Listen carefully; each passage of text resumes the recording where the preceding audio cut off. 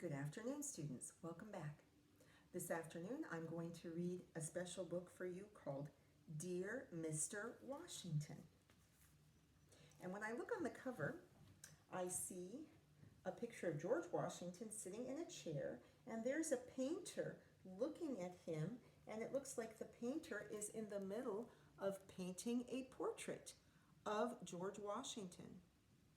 But the other interesting thing I see is three children who are kind of sitting on and around George Washington, and they look like they're acting up a bit.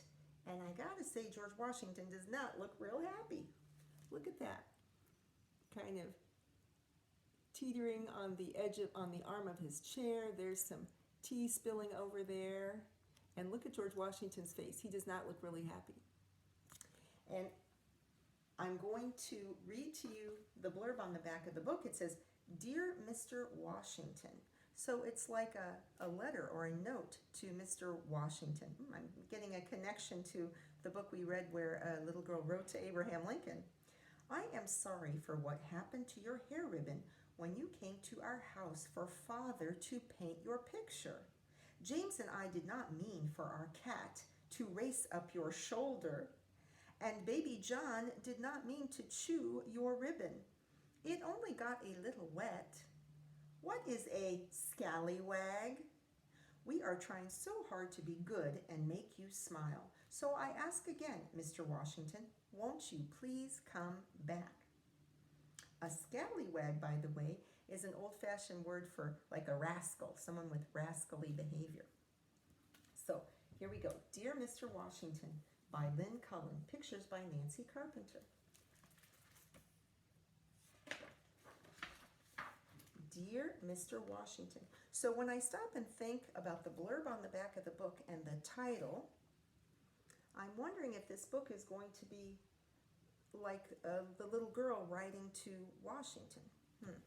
Let's keep going and find out. And here's some writing materials.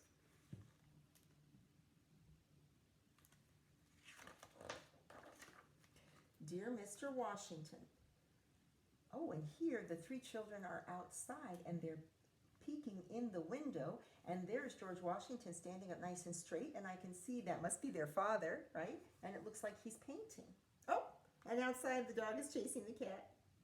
Okay. And this is again by Lynn Cullen, pictures by Nancy Carpenter, Dial Books for Young Readers. So there they are peeking inside, and there the dog is chasing the cat.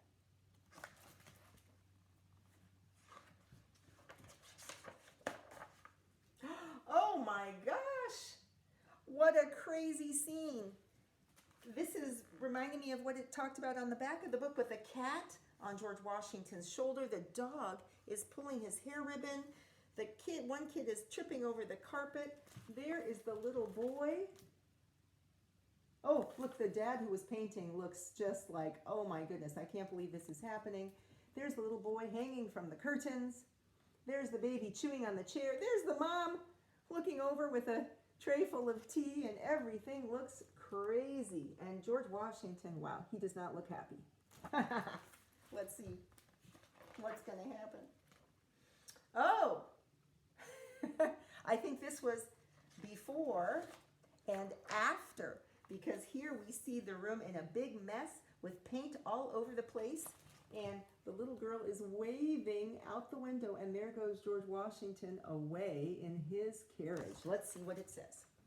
1st April, 1796. Oh, so that's the date of her letter. Dear Mr. Washington, I am sorry for what happened to your hair ribbon when you came to our house for Father to paint your picture. James and I did not mean for our cat to race up your shoulder. Kitty was just playing with Dash. Dash is our dog. I have drawn a picture of him for you. Here's the picture.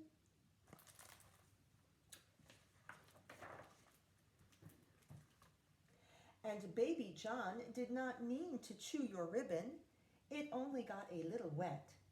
James and I just wanted to see if what Father said was true, that he could not get you to smile for your picture.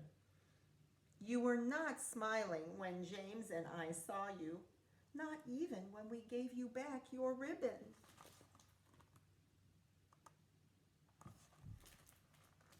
Thank you for sending James and me the book. They are good rules, and I am copying them down, just like you said you did as a boy. I am teaching them to James, so you will come back, though they seem to fly straight out of his head when he is around baby John. Okay, and I see her looking at a red book, and she's writing rules of good. Rules of good, I think it's good behavior. And I'll tell you something that I know. There's a story about how when George Washington was young, that he copied good manners, from a book that someone had given them, and he copied the book over again. And that was a kind of activity that kids used to do sometimes, copying things that they were supposed to learn. And in the old days, having super good behavior, good manners was really important. And, we all try to have good manners now, but things were a little more strict in the old days. Oh, here they are. So she's been copying out the rules herself.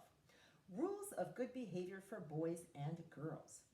Number 1, do not be a peacock looking to see how nicely your shoes and stockings fit and how handsome you are.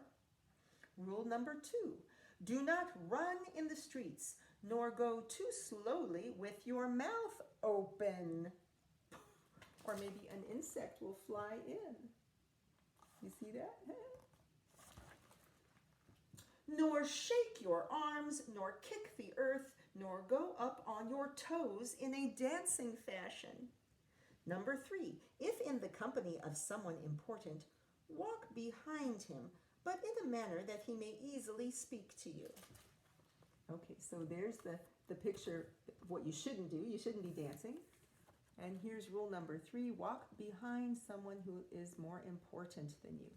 That's kind of a strange one for us nowadays, but in the old days, people really kind of thought that if someone's more important, that people thought that some people might be considered more important than others. We don't quite have that same idea nowadays. Number 4, make no show in taking great delight in your food. Number 5, put not another bite into your mouth until the first is swallowed. Let not your morsels, your pieces of food, be too big for the jowls, nor talk with your mouth full. I tell people that in the cafeteria all the time. Number 6, do not wiggle in the sight of others, nor gnaw your nails, nor speak louder than ordinary. Okay, so there's some good rules for the dining table and good rules for meeting people. Number 7, do not kill fleas, lice, and ticks in the sight of others. If you see one upon your companion, that means the person you're with, pull it off privately. If it is upon your own clothes, thank him who pulls it off. Number 8, do not be curious to know the business of others. Number 9, do not look glad at the misfortune of another. That means don't be happy when something bad happens to somebody else. And number 10, show nothing to your friend that will frighten him. Okay, so there's telling us not to pick lice off people in front of others. It should be kind of a private thing. Don't be happy when someone has something bad happen to them, and don't scare your friends. Okay, back to her letter. In no time, I am sure James and I, remember her little brother's James, there's her and the baby, I'm sure James and I will have learned all these rules. I hope so, for Mother says that until then, we get no pudding after dinner, and James and I love chocolate custard, even more than baby John loves chewing on shoes. I hope you will come back soon so Father can finish your picture. You do not have to smile if you do not want to, but if you did, you would look very nice. Sincerely, Charlotte Stewart. So there they are outside, and there they are watching their dad get chocolate pudding. But Mom says, No pudding for you until your manners are better. April 8th, 1796. Dear Mr. Washington, James and I were so glad when you came back to our house today. Father will paint such a pretty picture of you, if only you will smile. James and I thought if we were very, very good, it might make you happier, so we followed the rules very carefully. Though Mother gave James new stockings for your visit, he would not look at them. Ooh, okay, they're going to try again. You could see Washington has come back. There's his carriage, and they're going to try to have good manners. Oh, but already the poor dad has tripped over the carpet or the cat. I'm not sure which.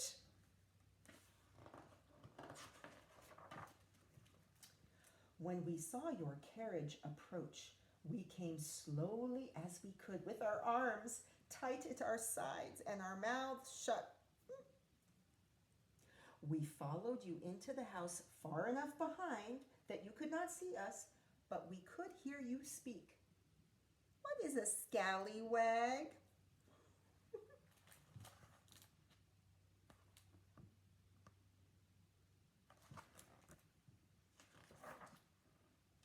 When Mother served coffee and cakes, we were so very polite. We only ate such a little bit. Even Baby John sucked quietly on your shoe. I quietly picked off my own fleas. James did not try to see how many, and he did not even laugh when I grew very itchy. James could have shown me the spider hanging over my head, making me jump with fright, but he did not. We were all so good, we were soon fast asleep. Even you. Father is not happy. He says the picture will never be finished at this rate.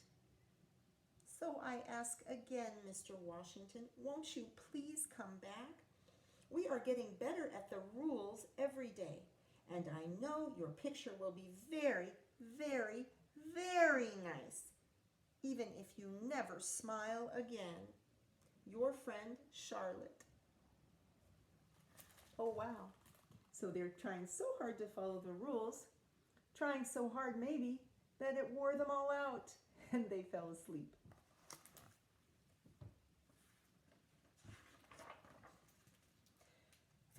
April 17, 1796. Dear Mr. Washington, James and I could not believe it when your carriage arrived today. Mother did not tell us that you were coming. She had told us to play all we wanted far, far away, and to take Baby John and Dash the dog. Imagine our surprise when we came back because Baby John got hungry, and there you were. Oh my gosh, look. So look how surprised the dad is to see them come back. He's like, oh no, because look, there the mother is kind of holding the front door closed because I think they had a plan. I think the mom sent the kids away to play so they would not be in the way and the dad could do the portrait, but they came back early. We wanted to show you how much we had learned, so that is why we insisted on giving you your refreshments. That's like the snacks. We were quite good, don't you think? Until Baby John wanted to see what was in the bowl and dumped strawberry punch all over himself. This is what comes of being curious about the business of others. But then James, who should have known better, forgot the rules and laughed at Baby John's misfortune. Then I, knowing that James had broken the rules and ruined your chance of ever smiling, told him that Father would put him out of the house forever without Dash.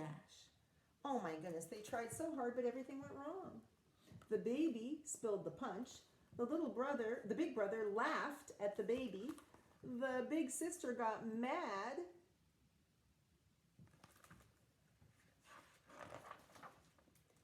That all gave James, the brother, such a fright that he instantly began crying until Dash howled, Kitty ran and hid, and Baby John broke into a loud, loud wail. What could I do but put Baby John on my back and play horsey, bucking and whinnying until Baby John laughed. So glad was I to make Baby John laugh. For a minute I forgot you were there. Then I remembered.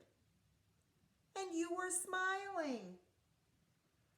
You put me in mind of my favorite horse, you said, stung by a honeybee. I guess all their antics made George Washington smile. Now Father's picture is finished. It looks very, very, very nice. But maybe you will like the picture I am sending even better. It is the best horse I can do. I hope you are still smiling. Love, Charlotte. So there's the mom and dad admiring the portrait that the dad finally finished. And there's the little girl in the background drawing the picture of a horse. And we know George Washington loved animals, but especially horses.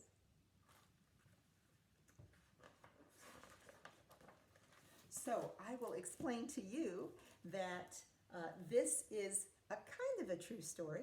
It's absolutely true that this artist,